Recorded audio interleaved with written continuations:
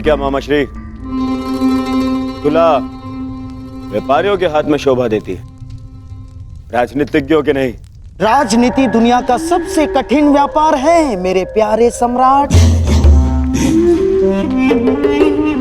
जहां शत्रु का लाभ और अपनी हानि ठीक से तोली नहीं गई तो पराजय का मुख देखना पड़ता है दुर्योधन।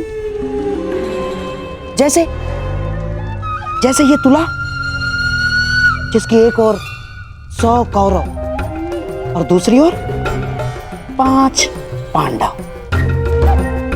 परंतु अभी तक इस तुला का संतुलन बना हुआ है दुर्योधन।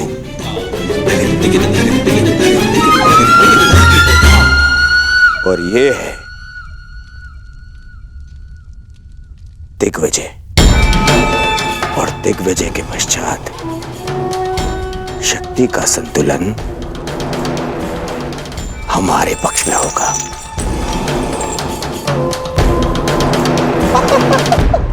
तुम नहीं समझोगे मेरे प्यारे सम्राट। राजनीति तुम्हारे बस का व्यापार नहीं न।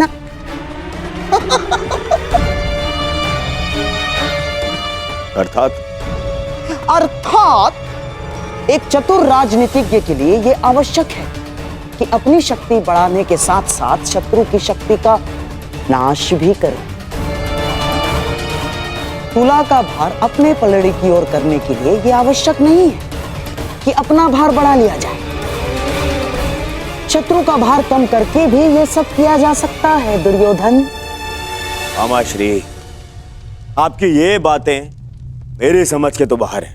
परंतु भविष्य मेरे दृष्टि के भीतर है दुर्योधन। तुम और मैं, हम दोनों कर्ण के साथ दिग्विजय पर चलेंगे। क्यों मामा श्री, आपको कर्ण की शक्ति पर विश्वास नहीं है? कुछ विजय शक्ति से नहीं, नीति से की जाती है। कर्ण तुम्हारी शक्ति बढ़ाने के लिए दिग्विजय करेगा और हम पांडवों की शक्ति कम करने के लिए संधि करेंगे। और पांडवों की सबसे बड़ी शक्ति है वासुदेव कृष्ण, और हमारा लक्ष्य है या तो वासुदेव कृष्ण हमारे पलड़े में आ जाए या तो पांडवों के पलड़े से हट जाए।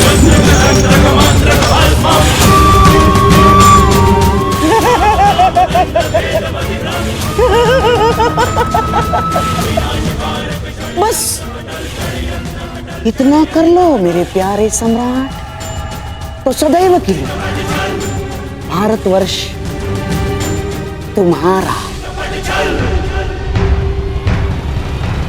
वासुदेव कृष्ण।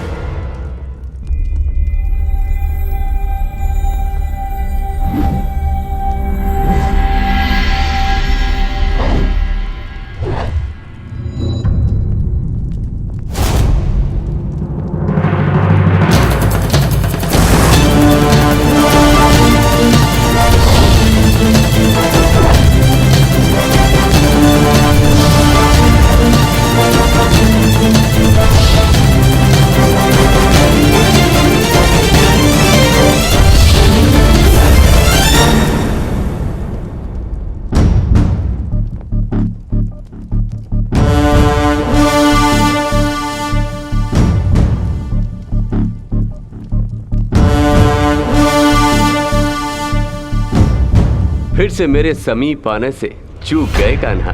चूंकि आपकी दृष्टि है ही इतनी तीक्ष्ण दाऊ।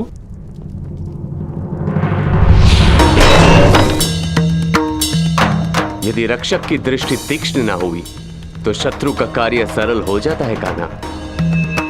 और मेरी दृष्टि से आज तक कोई भी दुश्मन की परछाई बच के नहीं जा सकी आज तक, और मेरे प्रहार से शत्रु के प्राण।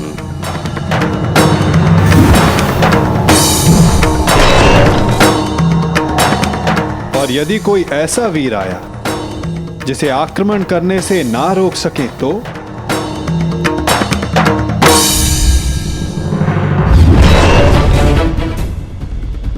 यदि वो कोई मनुष्य हुआ तो अपने काल को पुकारेगा। यदि वो राक्षस हुआ तो वो अपने प्राणों की भिक्षा मांगेगा।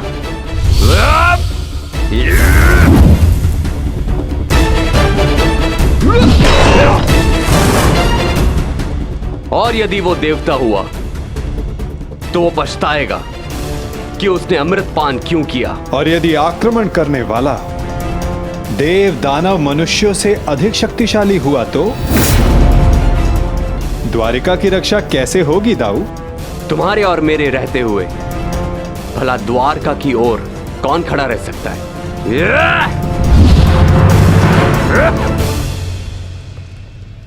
और यदि ऐसा कोई हो जो आपके और मेरे समक्ष खड़ा हो सके तो?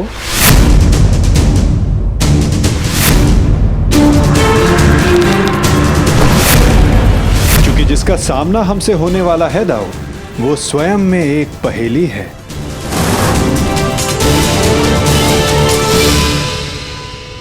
कब कौन समक्ष आ जाए कुछ कहा नहीं जा सकता दाऊ।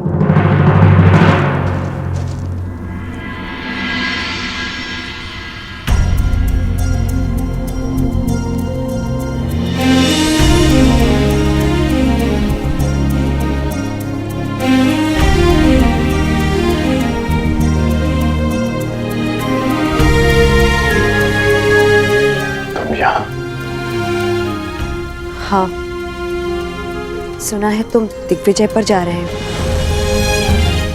इसीलिए तुम्हें शुभकामना देने चली आई। तुम्हारा मुख बता रहा है कि तुम शुभकामना देने नहीं, किसी प्रश्न का उत्तर लेने आई हो। प्रश्न तुम जानते हो कर्ण।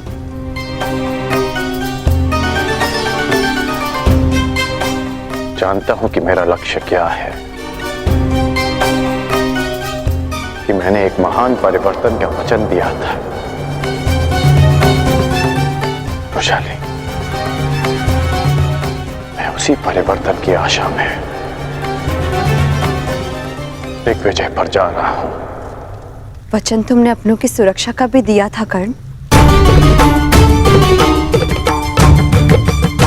हाँ वैशाली, क्या कोई असुरक्षित है?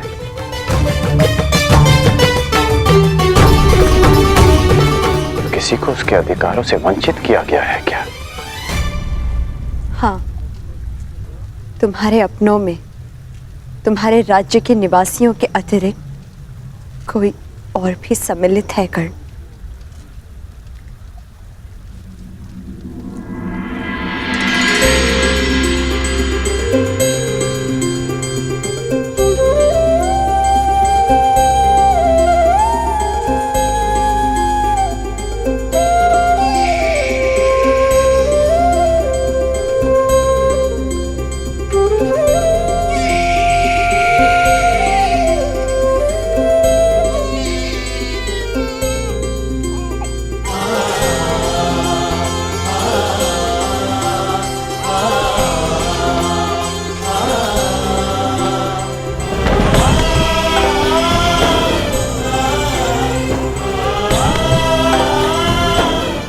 आपका पुत्र अंगराज।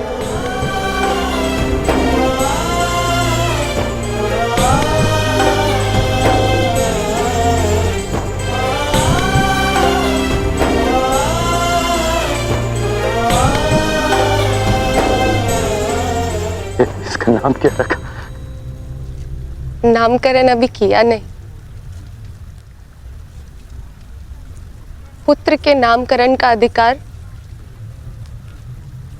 उसके पिता को होता है।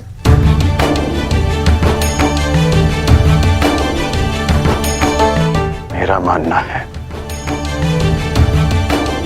कि वृक्ष पर सबसे पहला अधिकार भूमि का होता है, बीज का नहीं। उसी बात ही एक संतान पर सबसे पहला अधिकार उसकी माता का होता है, जो 9 महीने अपने गर्भ में से रखती है। इसलिए सुप्रिया,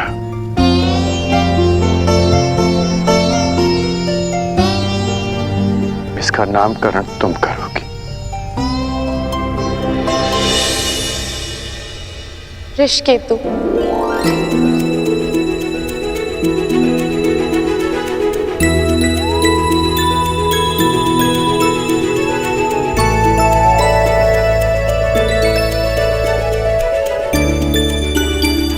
उस रुशाली के नाम पर जिसके त्याग के कारण मैंने आपको पति के रूप में पाया, मैं उसका नाम अपने पुत्र को देना चाहती हूँ।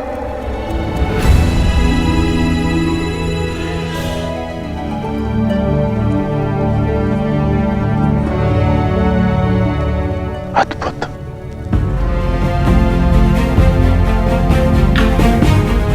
ये नाम सदा इसे परिवर्तन का मार्ग दिखाता रहेगा।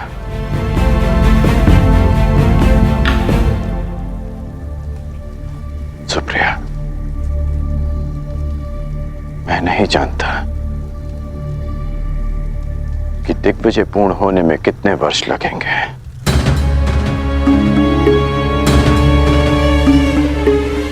कदाचित हमारा पुत्र बालक से युवा हो जाएगा। तुम इसका ध्यान रखना।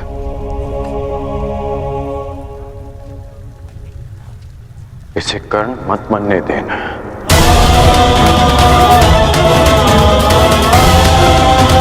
आवश्यकता पड़ने पर इसे वचन तोड़ना भी सिखाना।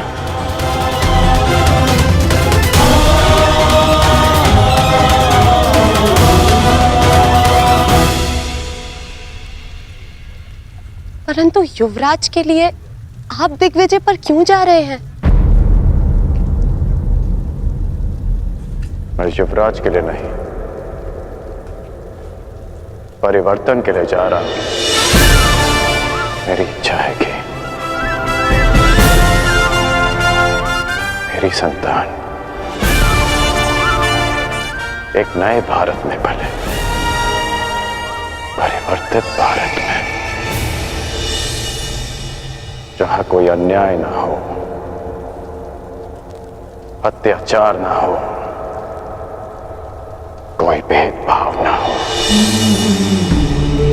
जहां श्रेष्ठता जन्म से सिद्ध ना हो, अपितु कर्म से सिद्ध हो, जहां किसी और कारण को नियमों में भंग कर एक स्त्री का चीरहरण ना देखना पड़े।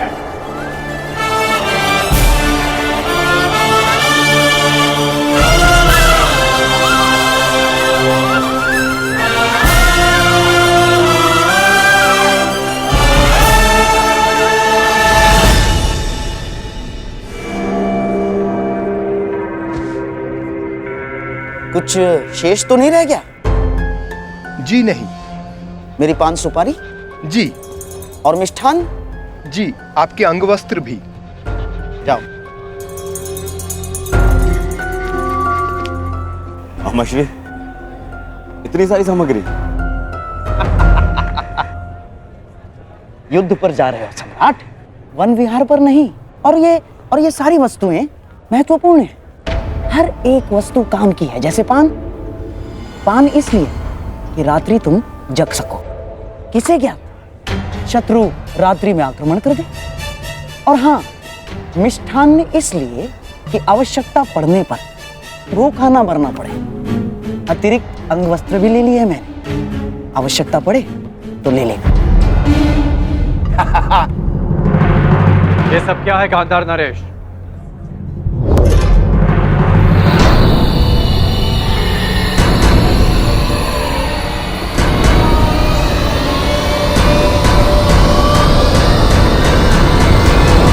ये कैसा प्रबंध है? ये ऐसा प्रबंध अंगराज कि मैं और मेरा सम्राट दुर्योधन तुम्हारे साथ इस दिग्विजय यात्रा पर चलेंगे।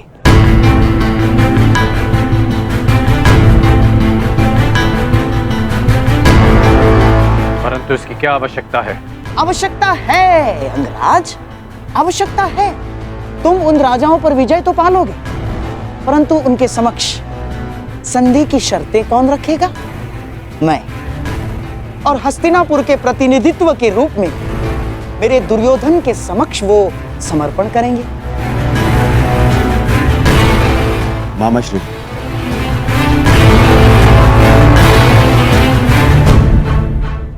मित्र, मैं केवल इसलिए चल रहा हूं ताकि अपनी आंखों से तुम्हें सभी राजाओं पर विजय प्राप्त करते हुए देख सकूं। परंतु यदि तुम नहीं चाहते कि मैं साथ चलूं, तो हम नहीं जाएंगे। नहीं युवराज, आपकी इच्छा, इस सेवक के लिए आदेश है, मुझे कोई आपत्ति नहीं। तो ठीक है, हम दिग्विजय यात्रा का प्रारंभ द्वारका से करेंगे। पांचाल दिग्विजय यात्रा पांचाल से आरंभ होगी।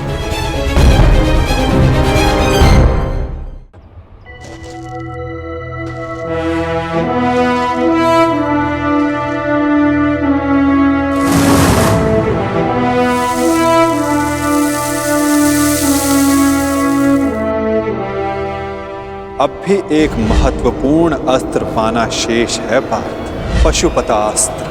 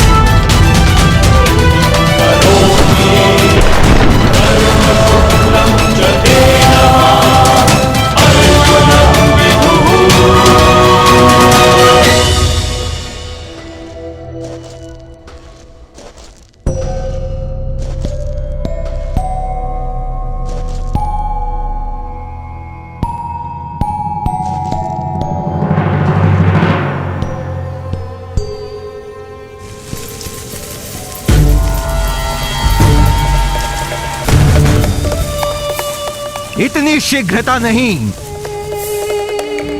मेरा लक्ष्य तुम्हें हानि पहुंचाना नहीं है, मुझे मार्ग दो। मार्ग में आए हो तो बिना युद्ध किए नहीं जा सकते। जो कुछ उस कुरु सभा में हुआ, उसके पश्चात पांचाल विष उगलने को तैयार होगा, और इससे पहले पांचाली के पिता अपनी पुत्री के अपमान का प्रतिकार करें। हमें उन पे आक्रमण करके उन्हें निशक्त करना होगा।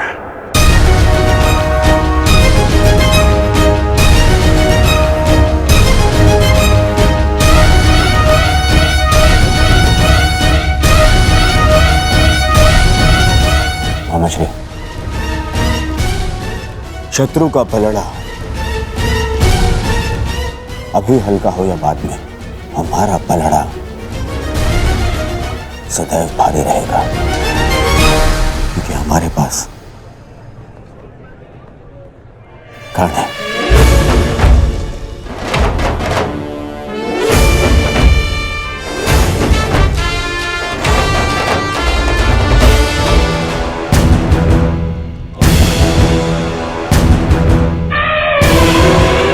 धर्म अनुसार आक्रमण से पूर्व हमें पांचाल को चेतावनी देनी होगी। आक्रमण से पूर्व उन्हें समर्पण का अवसर देना आवश्यक है। मामाश्री, कहीं ऐसा ना हो कि हमारी दिग्विजय से पहले अर्जुन दिव्यास्त्र प्राप्त कर ले। इसीलिए तो मैं पहले द्वारका पर आक्रमण करवाना चाहता था दुर्योधन, परंतु चिंतित ना हो, पशुपतास्त्र पाना कोई सरल कार्य नहीं। मार्ग में बहुत सी बाधाएं भी हैं सम्राट।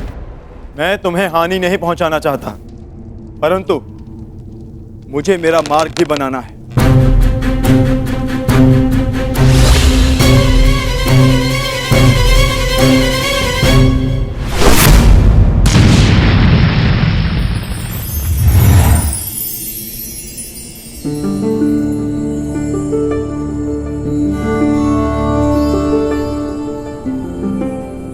मैंने आज तक तुम जैसा मनुष्य नहीं देखा, इतना हठी परंतु इतना चैतन्य। तुम्हें मार्ग देकर मुझे आनंद की प्राप्ति होगी।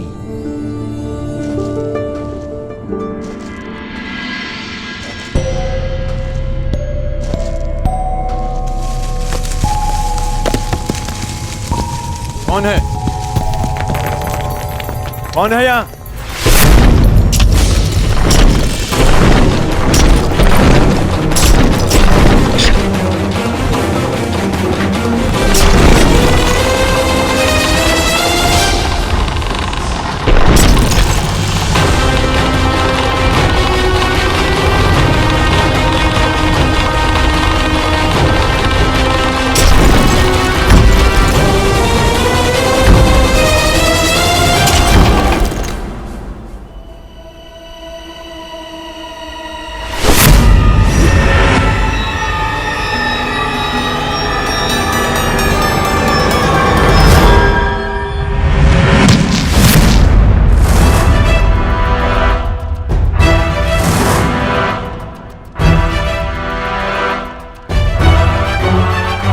ये तो महागुरु परशुराम के शिष्य का संदेश है,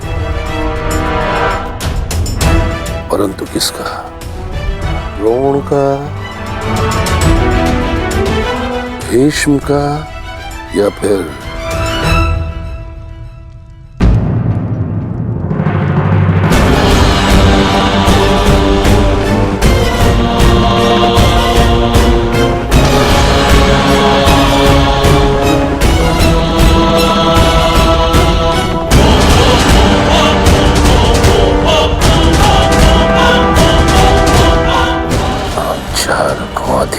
स्वीकार नहीं है।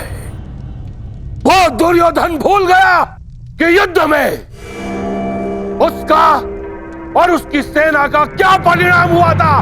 अपने गुरु द्रोणाचार्य के लिए गुरु दक्षिणा लेने आया था वो, परंतु हमने स्वयं उसे उसके प्राणों की दक्षिणा दी।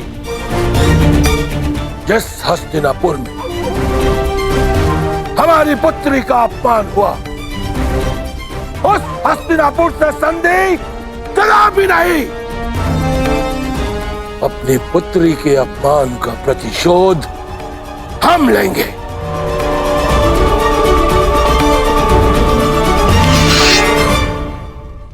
यह पांचाल नरेश द्रुपद हस्तिनापुर के विरुद्ध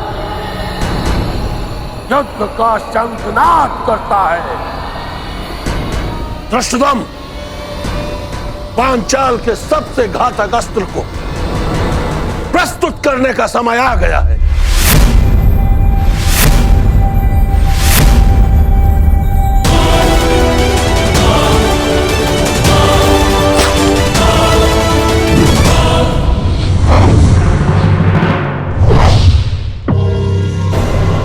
मुझे लगता है कि अपने दामाद पांडवों का परिणाम देखकर पांचाल नरेश संधि कर ही लेंगे। मुझे विपरीत उत्तर की अपेक्षा है युवराज।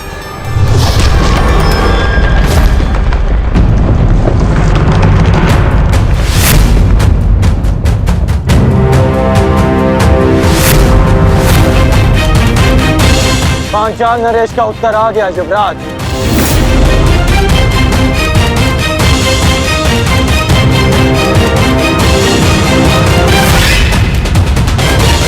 शांति सदा युद्ध से श्रेष्ठ होती है। हमने शांति का प्रयास किया जो निष्फल रहा। अब शांति का अपमान करने का फल पांचाल नरेश को चुकाना होगा।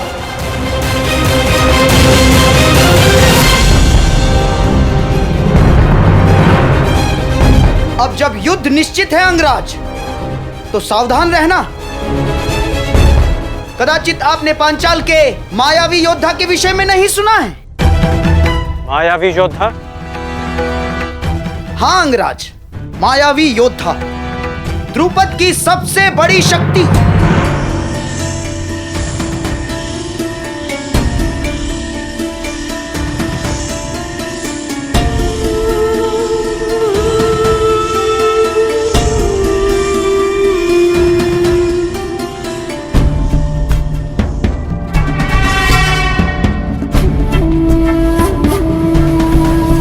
हस्तिनापुर ने पांचाल पर आक्रमण कर दिया है और इस समय पांचाल की ढाल तुम हो।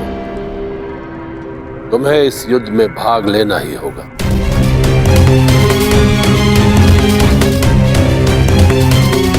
गहरे काले वस्त्रों में योद्धा नहीं, अंधकार है वो। जहां जाता है शत्रु के दल में अंधकार फैला देता है वो। तो फिर आज इस अंधकार का भी अंत होगा गांधार नरेश।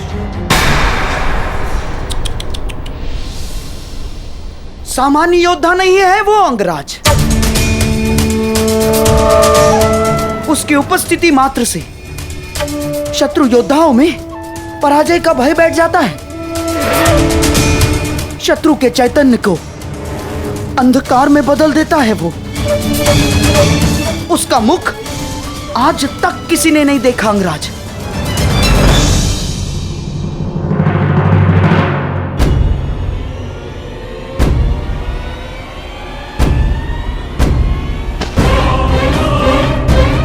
यही अवसर है पांचाल की रक्षा करने का और अपना प्रतिशोध लेने का, जिसकी कई जन्मों से प्रतीक्षा थी तुम्हें। यदि इस युद्ध में हस्तिनापुर पराजित हुआ तो वो आएगा, वो अवश्य आएगा जिसकी तुम्हें प्रतीक्षा है। उसके सामने आते ही शत्रु के मुख से साहस उतर जाता है और भय का अंधकार छा जाता है अंगराज।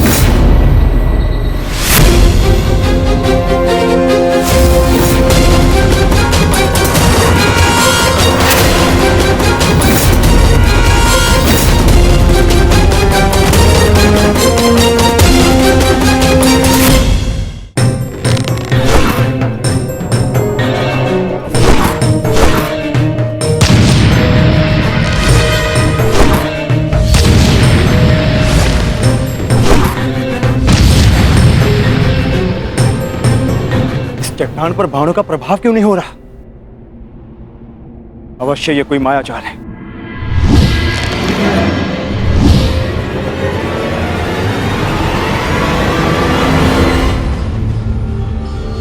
मैं तुम्हें चेतावनी देता हूं, मुझे युद्ध के लिए विवश मत करो।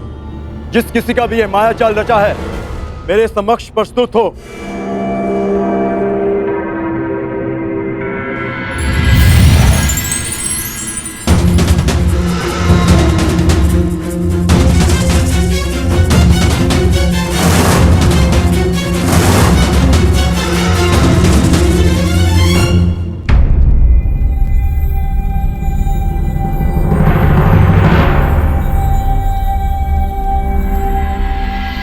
हस्तिनापुर ने पंचाल पर आक्रमण कर ही दिया।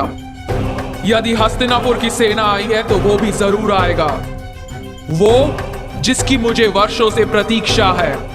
आप युद्ध कीजिए। हस्तिनापुर को अंधकार के गर्त में पहुंचाने के लिए आपका योद्धा उचित समय पर प्रस्तुत हो जाएगा।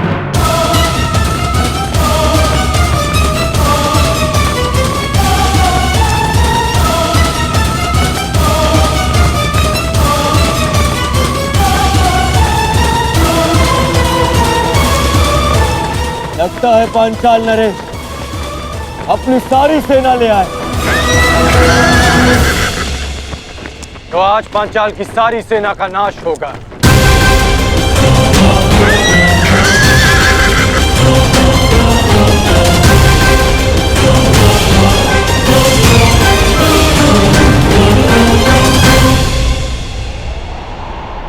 द्रुपद कोई विकट व्यू रच रहा है अंगराज। विकट नहीं, महाविकट व्यू गांधार नरेश।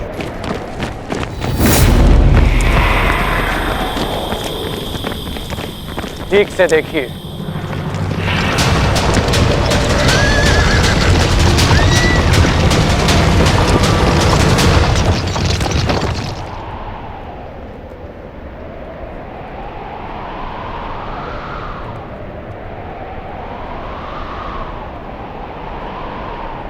पूंछ की ओर से सेना का प्रवाह आगे होगा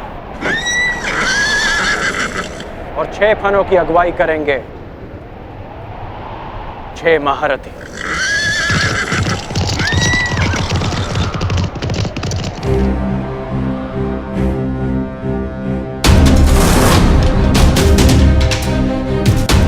ये शेषनाग व्यू रच रहे हैं।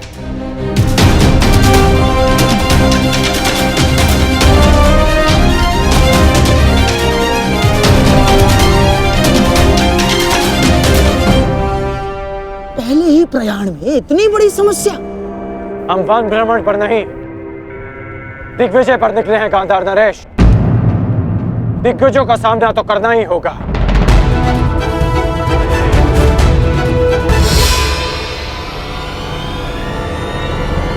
व्यू रचना।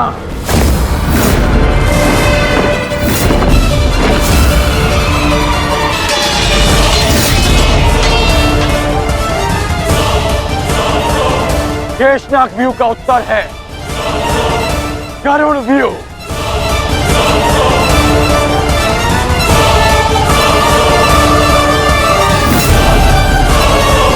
जिस प्रकार नागों का दमन गरुड़ करते हैं, उसी प्रकार हमारा व्यू पांचाल की सेना को छिन्न भिन्न कर देगा। अद्भुत मित्र, अद्भुत। पांचाल नरेश, ये हस्तिनापुर की ओर से अंतिम चेतावनी है। अंतिम अवसर है आपके पास। युवराज दुर्योधन से संधि कर लीजिए। वही दुर्योधन ना जो पिछले युद्ध में हमारे हाथों बंदी बना था। वो दुर्योधन मित्रता के योग्य नहीं है। जिन कौरवों के हाथ हमारी पुत्री यज्ञासिनी के आंचल तक पहुंचे हैं, उन हाथों से संधि नहीं, अपितु उन हाथों का नाश होना चाहिए। अब मेरी भी अंतिम चेतावनी सुन लो अंगराज। तुम्हारा भला इसी में है कि लौट जाओ, अन्यथा जिस प्रकार चक्की में चने के साथ धुन भी पीसी जाती है, उसी प्रकार इस दुर्योधन के साथ तुम्हारा भी नाश होगा।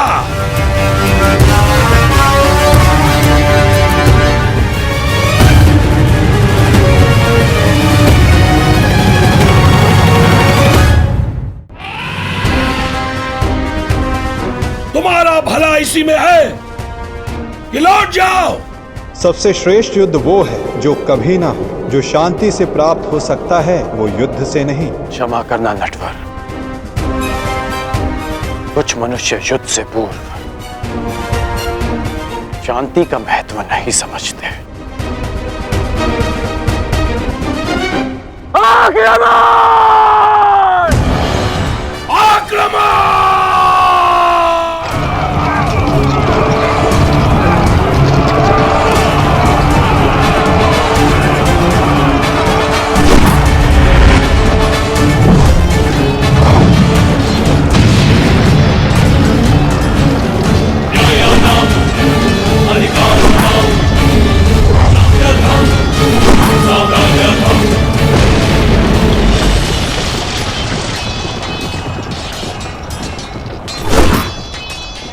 आज मैं और मेरा पुत्र इसी रणभूमि में द्रौपदी के अपमान का प्रतिशोध लेंगे।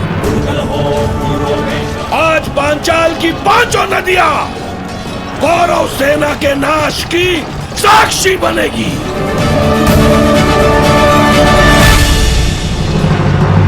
आप कौन है देवी? मालिनी, यक्षिणी हूं मैं। क्या चाहिए आपको?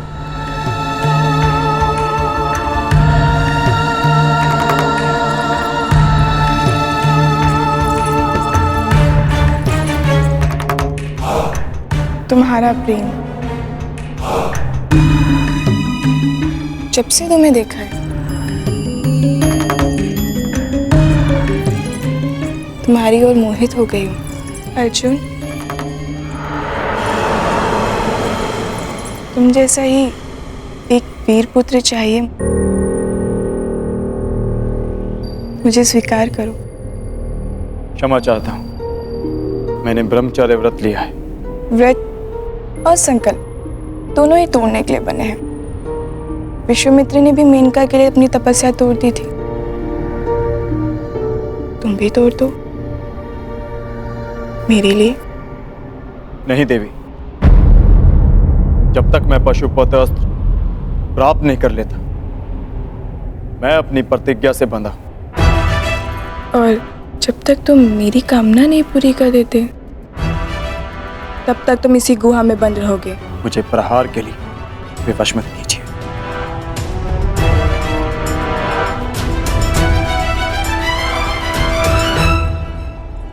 प्रयास करो। स्त्री पर अस्त्र उठाना क्षत्रिय धर्म नहीं, परंतु जो स्त्री काम वेश में आकर पुरुष का धर्म भंग करना चाहे, जिसे मर्यादा का ज्ञान ना हो, जो अपनी ही काम पूर्ति के लिए अपनी शक्तियों का दुरुपयोग करे, उसे राक्षसी माना गया। और एक राक्षसी पर अस्त्र उठाना क्षत्रिय धर्म है। सावधान!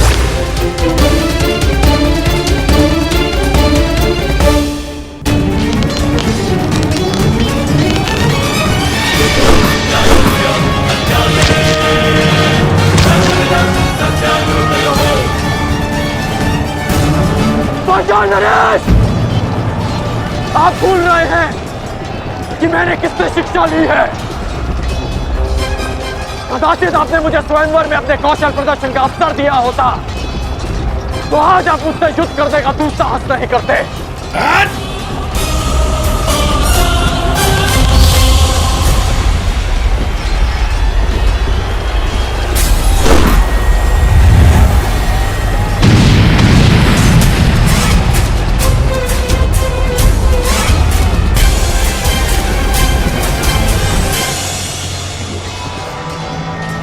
सुनीर में और बाण शेष हैं या समाप्त हो गए पांचाल नरेश?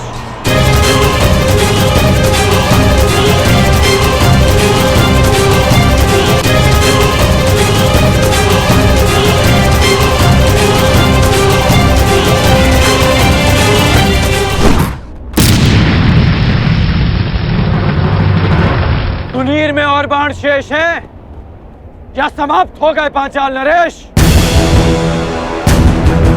सम्राट, एक बात तो माननी पड़ेगी, तुम्हारे इस मित्र कर्ण का कोई तोड़ नहीं ना। कर्ण का कोई सामना कर सकता है तो वो केवल अर्जुन है, परंतु पता नहीं पशुपतास्त्र की यात्रा में अब वो किस मोड़ पर होगा।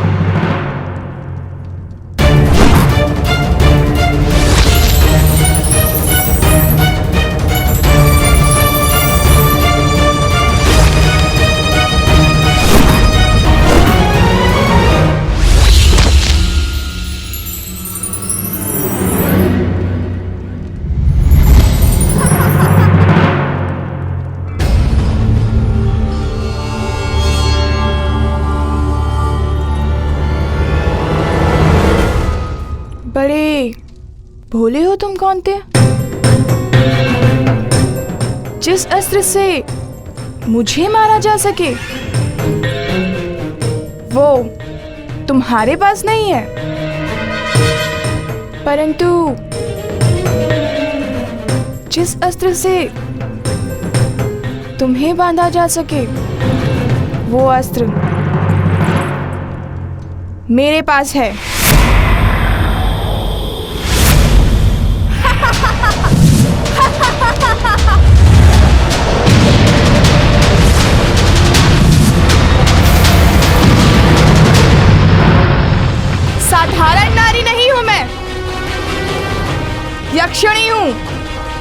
वरदान प्राप्ति अक्षिणी।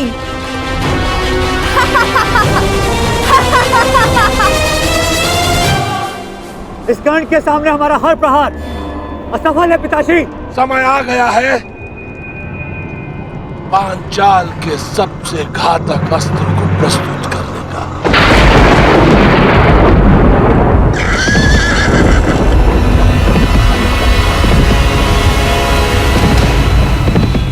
अब भी समय है पांचाल नरेश, हस्तिनापुर की अधीनता स्वीकार कर लो।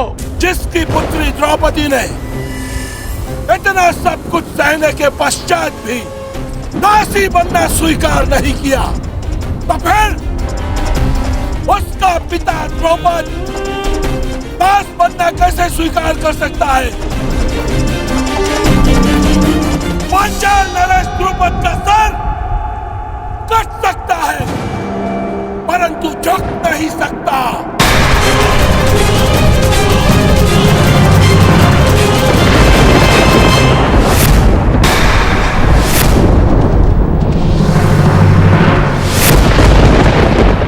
मुझे युवराज दुर्योधन के चरणों में राजाओं के मस्तक चाहिए।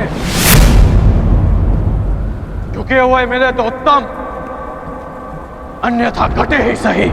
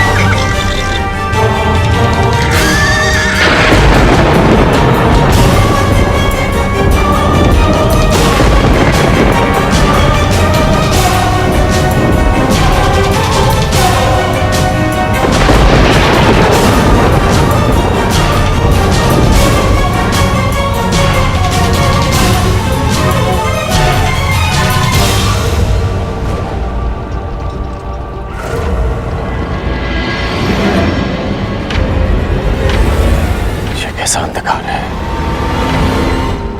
कैसी माया है ये।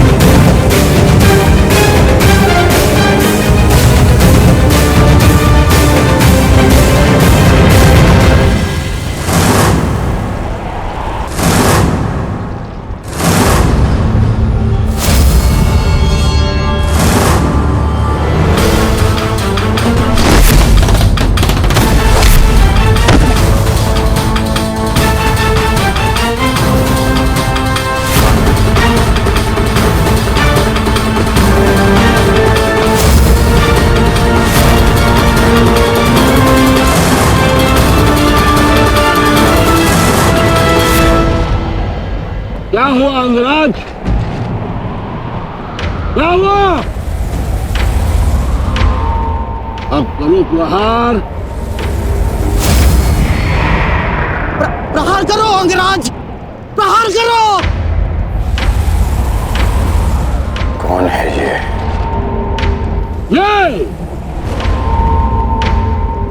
ये द्रुपद का वार। पांचाल का हाल है। चलो युद्ध करो। बच सकते हो तो बचो।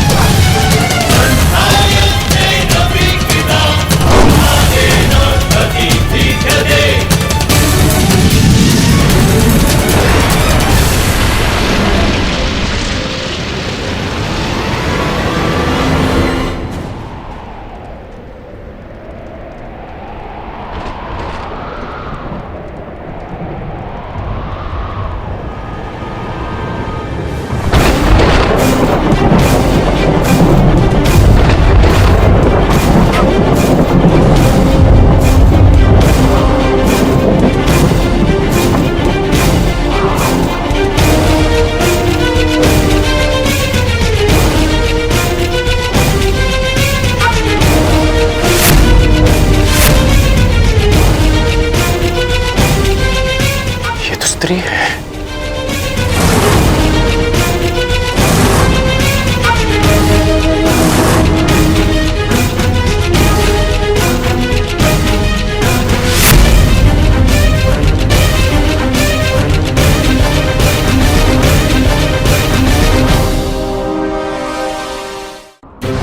सावधान कर्ण।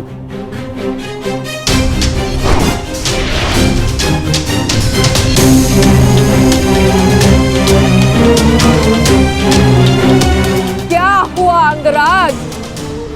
भयभीत हो? युद्ध करो। एक स्त्री पर अस्त्र उठाना किसी भी योद्धा के धर्म के विरुद्ध है।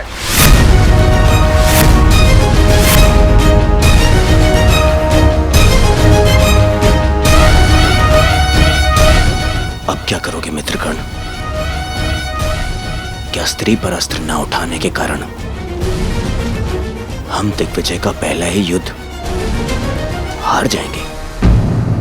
रुको मत अंगराज, युद्ध करो, क्योंकि जब तुम युद्ध करोगे तब तुम पराजित होगे, और जब हस्तिनापुर पराजित होगा तभी वो आएगा, तभी वो आएगा।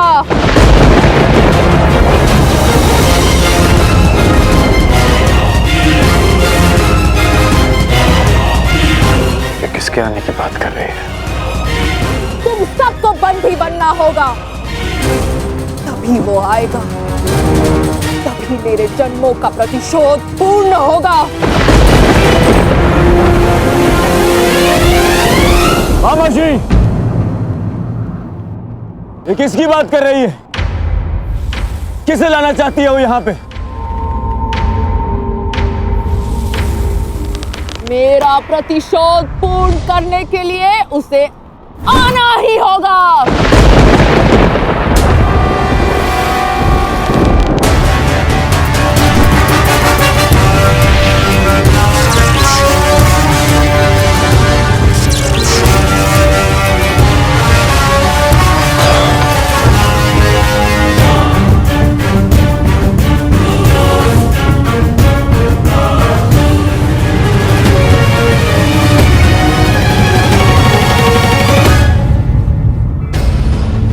दिव्य कवच तुम्हें प्रहार से बचा सकता है अंगराज, परंतु कब तक?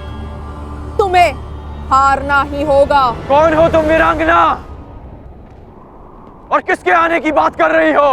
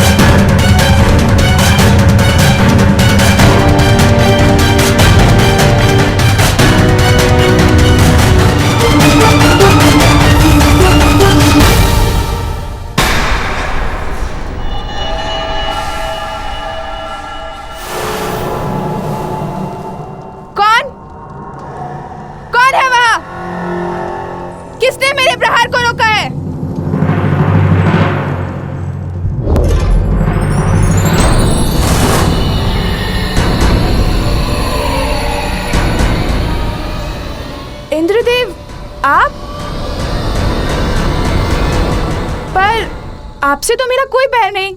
मेरे पुत्र से बैर कर कर तुमने मुझे अपना बैरी बना लिया।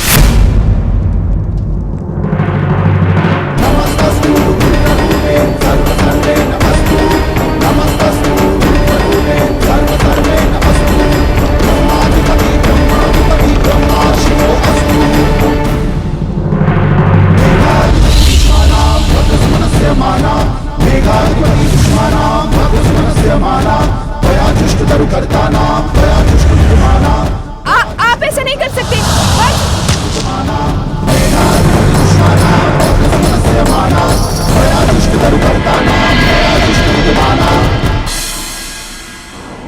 बताओ कौन हो तुम? अपना परिचय दो।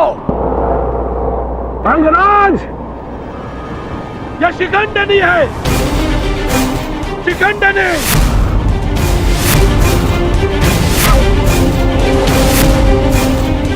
मेरी पुत्री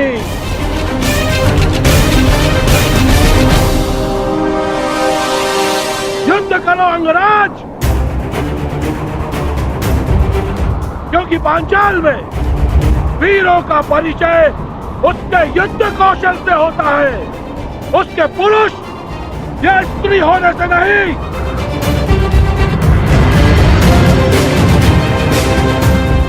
और यदि लड़ने का साहस नहीं है तो बुलाओ उसे, मेरे सामने लाओ।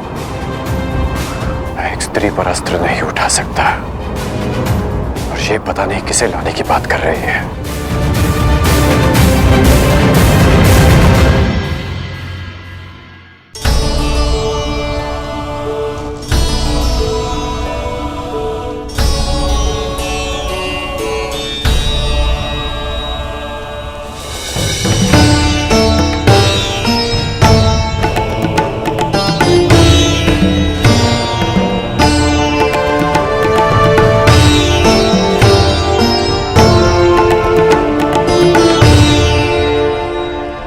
परिश्रम का समय है पुत्र अर्जुन।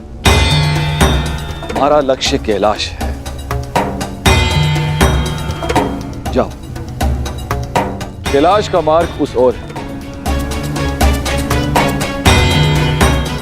जाओ अर्जुन, कैलाश की ओर प्रस्थान करो। विजयी भाव, यशस्वी भाव, सफल भाव।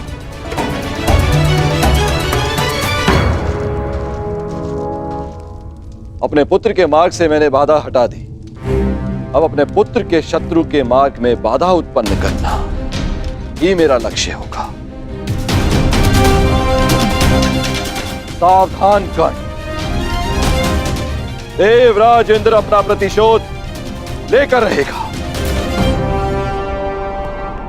कर्ण, प्रहार करो। यदि तुमने प्रहार नहीं किया तो मैं प्रहार करूंगा। नहीं युवराज, नहीं।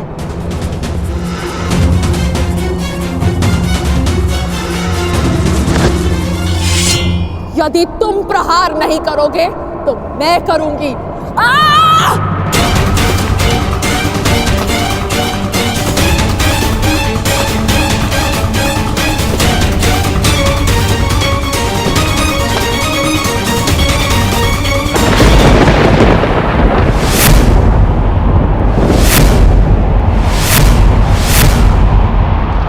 गया वो, आज मेरे जन्मों का प्रतिशोध पूर्ण होगा।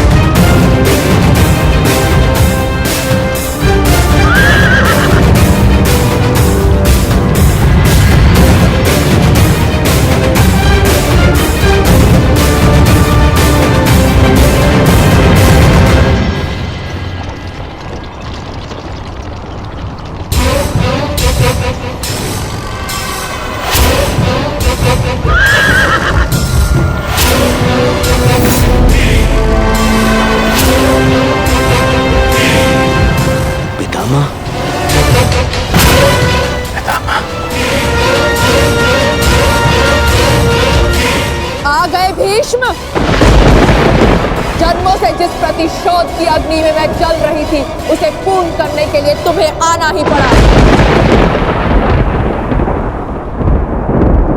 स्मरण है या भूल गए? मेरा अपमान, मेरे अस्तित्व का नाश। स्मरण है वो अपमानित अम्बा जिसे न प्रेम मिला न पति। स्मरण है वो अबला अम्बा जिसके स्वयंवर से एक टूटी हुई वस्तु के भांति उठाकर तुम ले आए। स्मरण है वो अम्बा जो अपने अपमान के प्रतिशोध के लिए हर वीर के पास गई, हर योद्धा के पास भटकी। स्मरण है वो अम्बा जिसने तुम्हारी नाश की प्रतिज्ञा लेकर अपने आप को अग्नि को समर्पित कर दिया।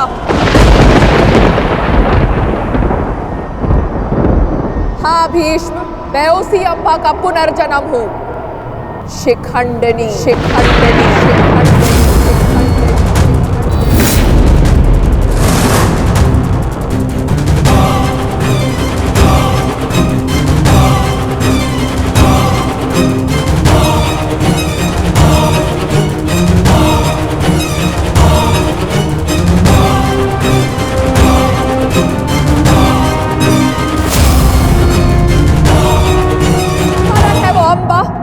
तुम्हारी नाश की प्रतिज्ञा लेकर अपने आप को अग्नि को समर्पित कर दिया।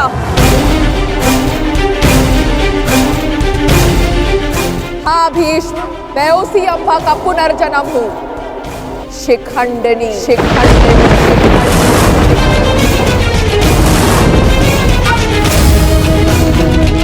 जो तुम्हारा काल बन के जन्मी है, आज उस अम्बा का प्रतिशोध पूर्ण होगा। आज मैं तुम्हें मृत्यु दूंगी।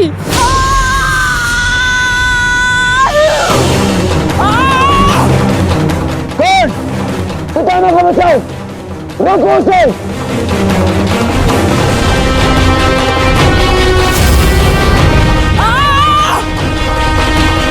अंगराज, तुम कुछ करते क्यों नहीं हो?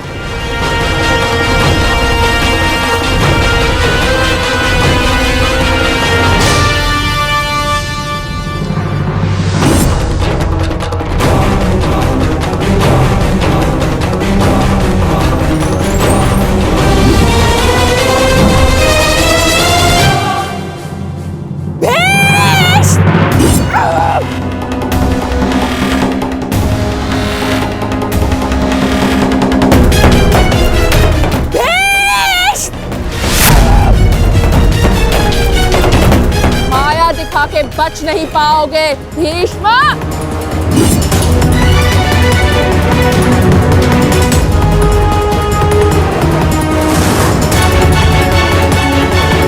सब माया अस्त्र ये प्रतिद्वंद्वी के सबसे बड़े शत्रु का भय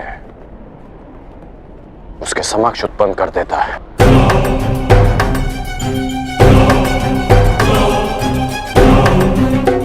आज मैं तुम्हारे हर एक प्रतिबिंब का नाश कर दूंगी।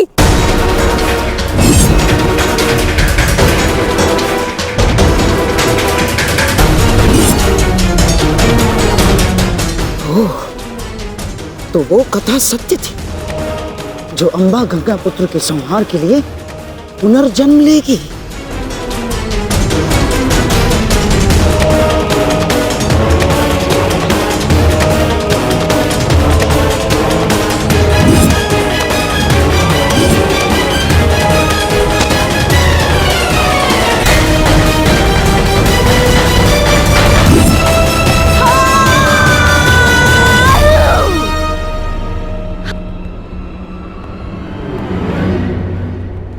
मुझे मेरा प्रतिशोध लेना है।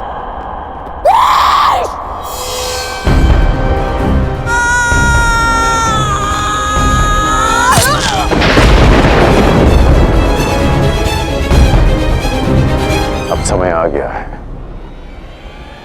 शिखंडिनी को नागपाश के बंधन का अनुभव करा दिया जाए।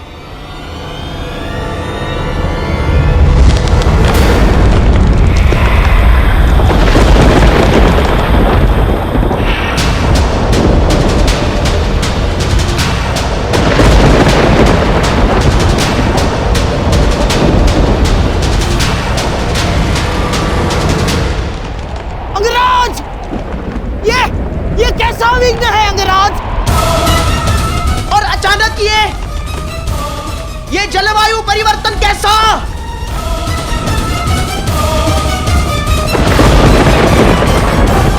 और वो भी केवल हमारी सेना पर। अंगराज, अंगराज, उधर पांचाल की सेना के ऊपर का आकाश तो स्वच्छ है। अब ये किस शत्रु की माया है अंगराज? ये सब क्या हो रहा है सूर्यदेव?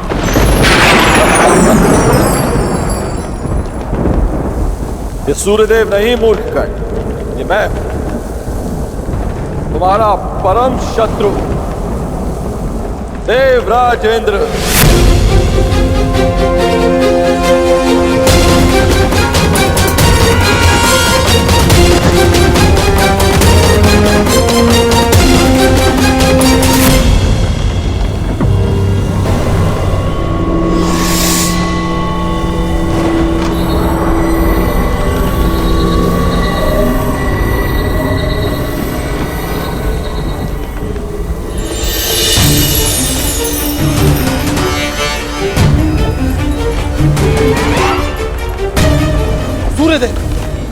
ये आप क्या कर रहे हैं? अब क्यों मेरे मार्ग में आ रहे हैं? देवताओं के राजा होने का ये अर्थ नहीं है कि आप ही को अपनी शक्तियों का प्रयोग करने का अधिकार है।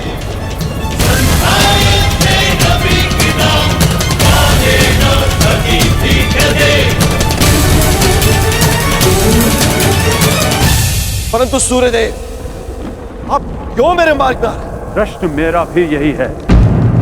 हस्तिनापुर की सेना पर आप अपना क्रोध क्यों जता रहे हैं? सूर्यदेव, मैं तो केवल अपने पुत्र के मार्ग में आई अड़चन को हटा रहा, और मैं भी अपने पुत्र की सहायता करने का प्रयत्न कर रहा हूं। आपका पुत्र? ये सूत पुत्र नहीं, सूर्य पुत्र कर्ण। माना आप देवताओं के राजा हैं, परंतु आप भी त्रिदेव द्वारा ही संचालित होते हैं। यदि आप अपने अधिकारों और शक्तियों का दुरुपयोग करेंगे तो मुझे भी अपनी शक्तियों का प्रयोग करने का अधिकार है।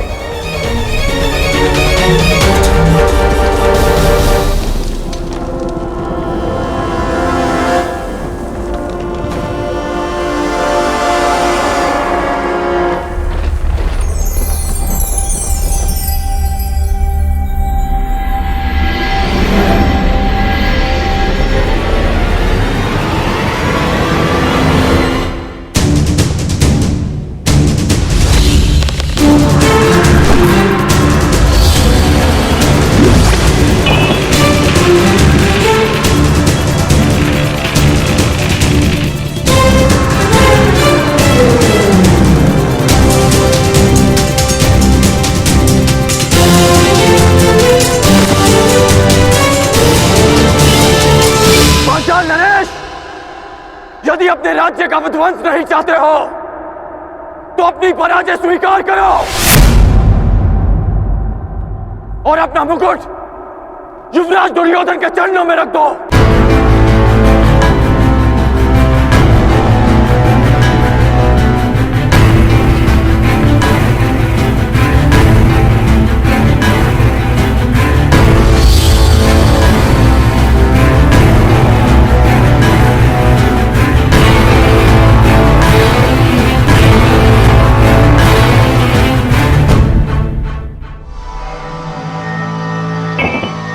मामाश्री, आज इस विजय से मेरी उस पराजय के अपमान का दंश मेरे हृदय से निकल गया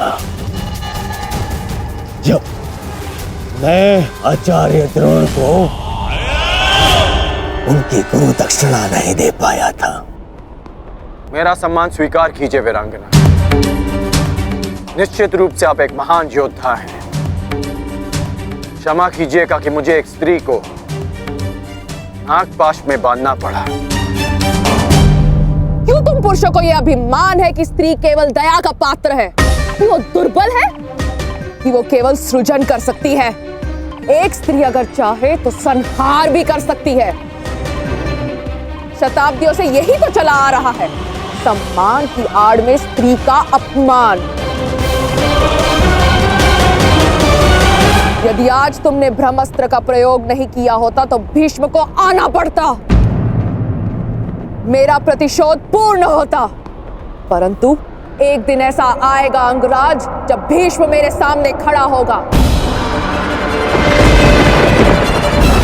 और वहां ना तुम उसकी रक्षा कर सकोगे ना तुम्हारा ब्रह्मास्त्र। स्मरण रखना अंगराज, एक स्त्री का प्रेम अगर संसार रच सकता है तो उसकी क्रोध की अग्नि सब कुछ भस्म भी कर सकती है।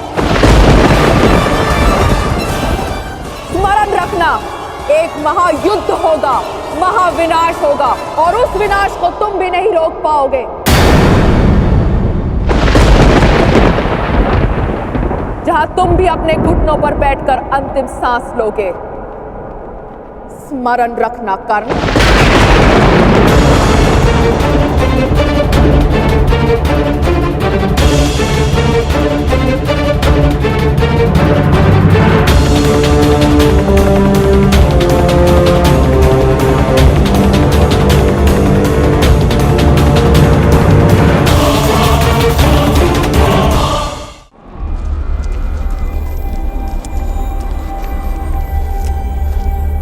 बड़ा भयंकर युद्ध था अंगराज। महादेव की कृपा से समाप्त हुआ और हमारी विजय हुई।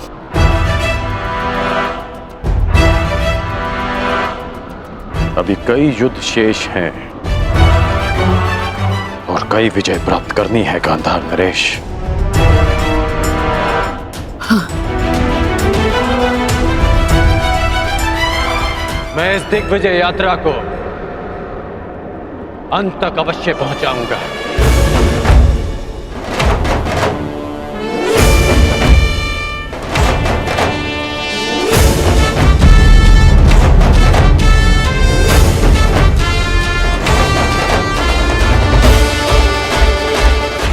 आखिर कब इस कर्ण का विजय रथ रुकेगा?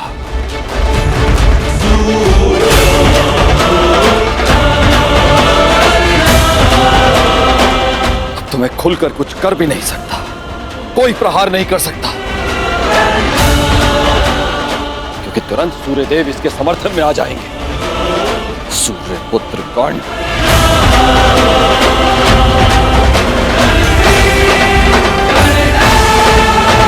कर्ण पांचाल पर विजय कर मगध की ओर बढ़ता जा रहा है। और वहां मेरा पुत्र अर्जुन वो तपस्या करके भी महादेव को प्रसन्न नहीं कर पा रहा। ओम नमः शिवाय।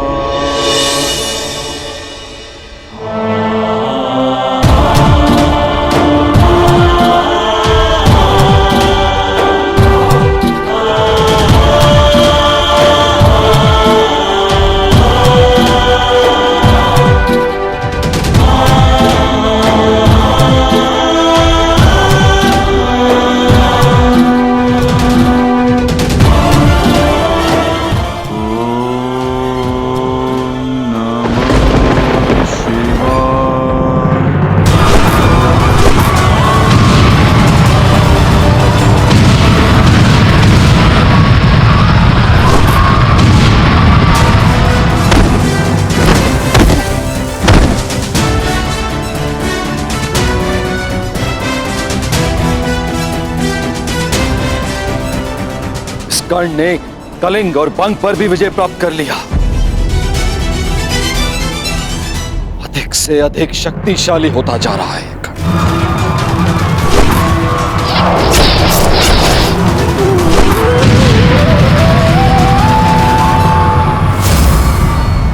अर्जुन, सब पर शीघ्र प्रसन्न होने वाले महादेव ना जाने कब मेरे पुत्र अर्जुन पर कृपा करेंगे।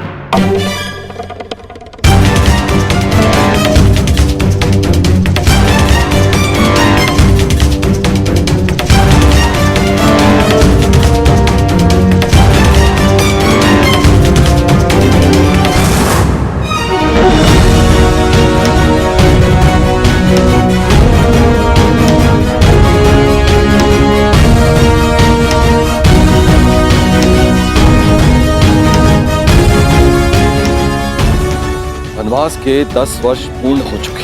ये कर्ण अब तक अपराजित है, दिग्विजयी बनने की सीमा पर खड़ा है। क्या करूं मैं और कैसे अपने पुत्र अर्जुन को इस कर्ण से अधिक शक्तिशाली बनाऊं? कैसे?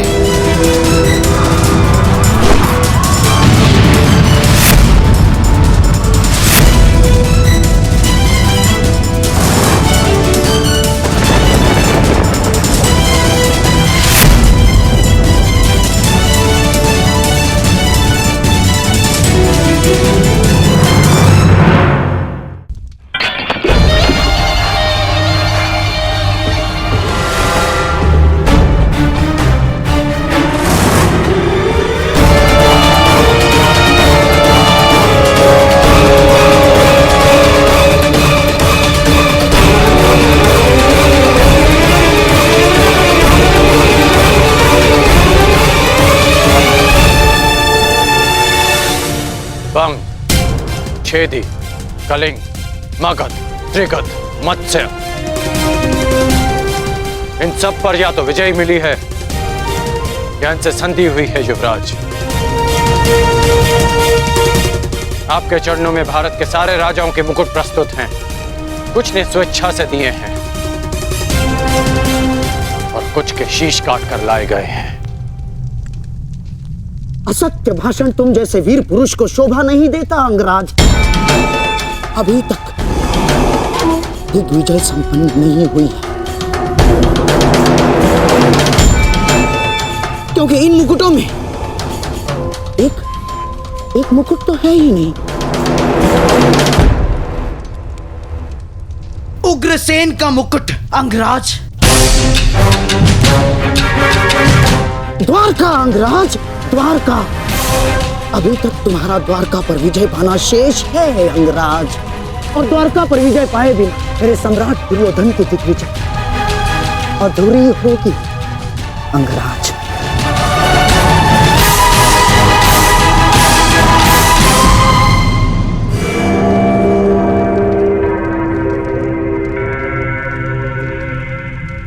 द्वारका से युद्ध यानी वासुदेव से द्वंद्व। क्या आप नरसंहार का प्रण लेकर हस्तिनापुर से निकले थे गांधार नरेश? रक्त की नदियां बह जाएंगी, परंतु वासुदेव और श्री बलराम को हराना असंभव है। लोग इन्हें यूं ही अवतार नहीं कहते। अवतार की कथा पे वो विश्वास करते हैं जो कृष्ण से भयभीत हो।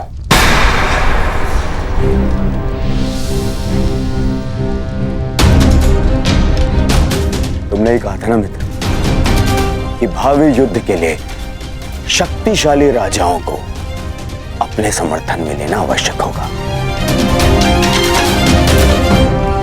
बिना द्वारका के ये कैसे संभव होगा मित्र? तुमने मेरे लिए दिग्विजय का वचन दिया है, क्या उसे पूर्ण नहीं करोगे मित्र? द्वारका का साथ अवश्य मिलेगा युवराज। शक्तिशाली को मित्र संधि से बनाया जाता है, युद्ध से नहीं। हमें वासुदेव और श्री बलराम से संधि करनी होगी।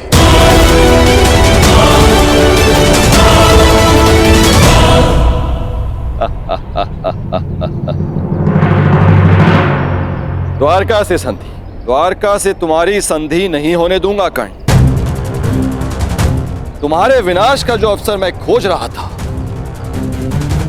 वो तुमने स्वयं मुझे दे दिया है। अब देखना बलराम कैसे तुम्हारा विनाश करेंगे। ना ही ये सूर्यदेव बलराम के आगे कुछ कर पाएंगे और ना ही गोवर्धन उठाकर मुझे नीचा दिखाने वाला वो वासुदेव कृष्ण